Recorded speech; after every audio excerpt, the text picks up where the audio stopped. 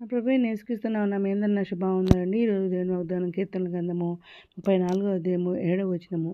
యెహోవాయందు భయభక్తులు వారి చుట్టూ ఆయన దూత కావలి ఉండి వారిని రక్షించును అని వాగ్దానం ఇచ్చింది. పరిశుద్ధాత్ముడు అర్ధరాత్రి లేసి ప్రార్థన చేసి యేసుతో చెల్లించి మరలా ప్రార్థన చేస్తే విన్నప్పుడు దేవుడి వాగ్దానం ఇచ్చారు. వెంటనే షాడస్ పెట్టిన చూడండి. అవునండి, నేను కూడా ఉదయకాలం సాయంత్రకాలం అర్ధరాత్రి ప్రార్థన చేస్తాం, స్తుతియాగం చేస్తాం, బైబిల్ దేవుని కృపను పూర్తి రాస్తాను, విధంగా చేస్తున్నాం, ఇంకా ఉపవాస ప్రార్థన కూడా చేస్తున్నాం కదండి.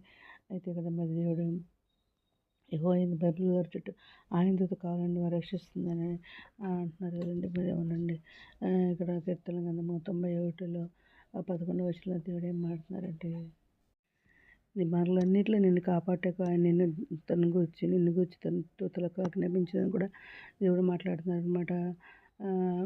ఆయన బైబిల్ చుట్టూ మరి ఆయన దూత కావాలని రక్షిస్తుంది అంటారు.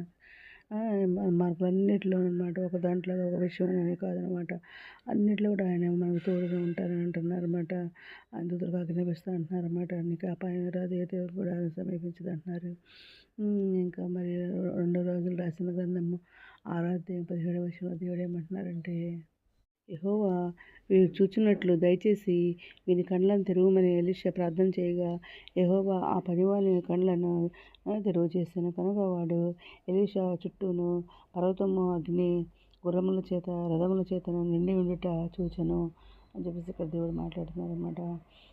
ఇంకా కీర్తన గ్రంథము 34వ అధ్యాయం 20వ వచనంలో దేవుడు ఏమంటున్నారంటే, ఆయన వాని ఎముకలన్నిటినీ కాపాడును, వాటిలో ఒకటైనా విరిగిపోదు అని చెప్పేసి దేవుడు మాట్లాడుతున్నారు అనమాట. అక్కడ ఇంకా తన భయభక్తులు వారి దేవుడు ఎలా రక్షణ ఇస్తాడంటే, కీర్తన గ్రంథం 33వ అధ్యాయము 18, 19లో దేవుడు ఏం మాట్లాడుతున్నారంటే, వారి ప్రాణమును మరణము నుండి తప్పించుటకును కరువులో వారిని సజీవులుగా కాపాడటకును యెహోవా దృష్టి ఆయన యందు భయభక్తులుగా వారి మీదను ఆయన కృప కనిపెట్టి వారి మీదను నిలిచినదని చెప్పేసి దేవుడు ఇక్కడ మాట్లాడుతున్నారు అన్నమాట. ఇంకా కీర్తన గ్రంథము 34వ అధ్యాయము 15వ వచనంలో ఏం మాట్లాడతారంటే, యెహోవా దృష్టి మరి నీతిమంతుల మీద ఉన్నది, ఆయన చెవులు వారి మొరలకు ఎగ్గి ఉన్నది అని చెప్పేసి కూడా దేవుడు మాట్లాడుతున్నారు అన్నమాట. ఇంకా ఎబ్రిల్ రాసిన పత్రిక 1వ అధ్యాయము 14వ వచనంలో దేవుడు ఏం మాట్లాడుతున్నారంటే, వీరందరూ రక్షణను స్వాస్యము పొందబో వారికి పరిచారం చేయుటకై పంపబడిన సేవకులైన ఆత్మల కారా అని అంటున్నారు అన్నమాట.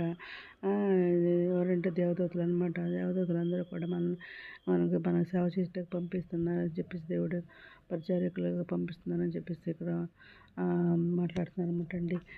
ఇంకా మరి ఎవరి గురించి అంటే తన బైబిల్ యెహోవా బైబిల్ గారికి ఆయన పంపించే మరి దేవదూతలను బట్టి మాట్లాడుతున్నారు అన్నమాట. ఇక్కడ మరి కీర్తన కింద 34వ అధ్యాయము 4వ వచనంలో దేవుడు మాట్లాడుతున్నారంటే, నేను యెహోవా యొద్ద విచారణ చేయగా ఆయన నాకు ఉత్తరం ఇచ్చెను, నాకు కలిగిన భయములన్నిటిలో నుండి ఆయన నన్ను విడిపించెను అని చెప్పేసి దేవుడు ఇక్కడ మాట్లాడుతున్నారండి. ఇంకా కీర్తనల గ్రంథం 34వ అధ్యాయము 17వ వచనంలో దేవుడు మాట్లాడుతుందంటే, నీతిమంతులు మొరపెట్టక యెహోవా ఆలకించెను, వారి శ్రమలన్నిటిలో నుండి ఆయన వారిని విడిపించెను అని చెప్పేసి దేవుడు ఇక్కడ మాట్లాడుతున్నారు.